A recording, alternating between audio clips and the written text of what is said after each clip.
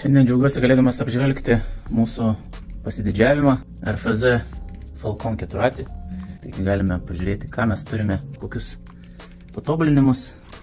Turbūt vienas iš esminių privalumų šito 4. Variklis turi pagalves, jas turi 3.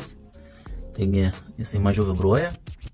Matome, kad pagrindinė elektronika yra paslėpta po sėdine. Itin patogus kojinis stabdis. Priekinis stabdis yra rankinis. Šitame 4 yra kablys. Turime kaip tik tokio tipo 4 ir priekabų. Protingai padaryta šakė, kuri turi tepimo taškus.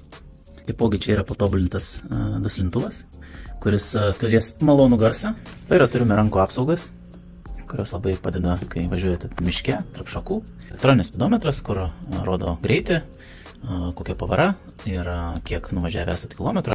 Tikrai kokybiškai padaryti perjungėjai, išjungėjai, turime patsosą, ant rankenos nereikės lankstytis. Dažnai būna problemų dėl šitos veržlės.